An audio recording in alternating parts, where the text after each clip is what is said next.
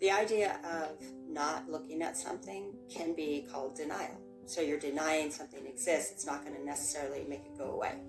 But if you focus on it all the time, you're resisting evil, quote unquote, resisting evil, which means you're engaging with that lower energy and making it bigger. Because then you're sacrificing your energy to the wounded self, and the wounded self is getting more powerful and stronger, and you don't want to live from the perspective of your wounded self. You give it to God. And so the phrase, let God handle it, comes from that. It's like, okay, I won't handle it. God has told me that he will handle these issues for me. Now, in order for God to do that, you've got to be strong in God consciousness.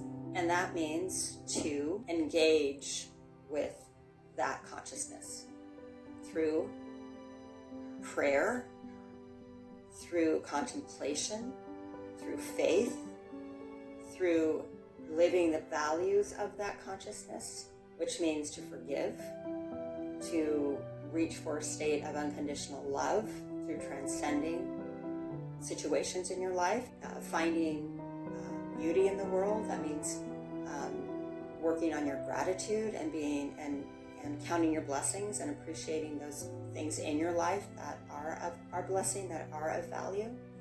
That means being calm and peaceful and not raging and not reacting to things, but rather being composed and calm in that consciousness that is transcendent, and being in a state of non-reaction, not resisting.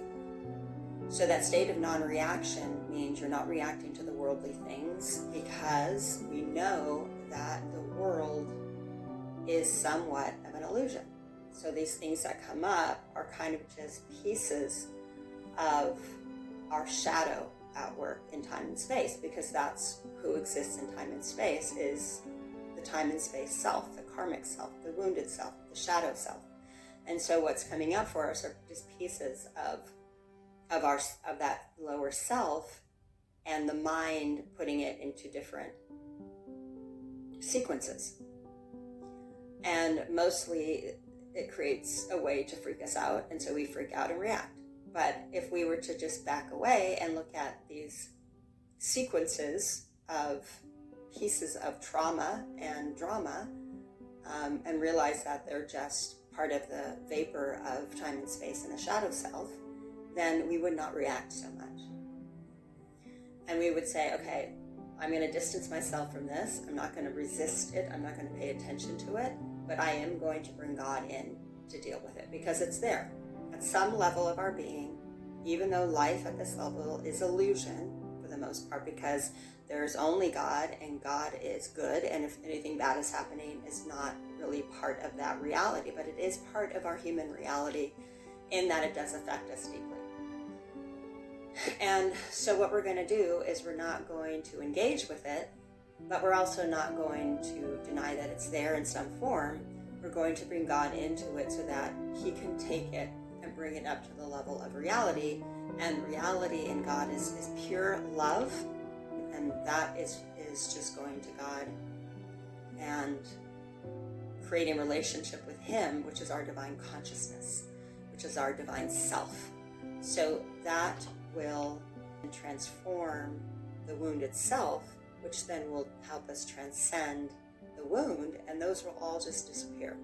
And all the people that are associated with that wound will disappear or change. And so when we're dealing with an issue, it's not just about not focusing on it, because that is true. We should not focus, because that's engaging with resisting evil. But more than that, we need to heal it. We need to do something with it, because even though we're not looking at it and growing it, it's there festering in our being, because we exist at different levels of being. And within those levels, there is trauma. It could be recent trauma. It could be trauma from lifetimes ago. But there's trauma there, and we've come in. We are born with the layers of this trauma, so that we can have an opportunity to heal them.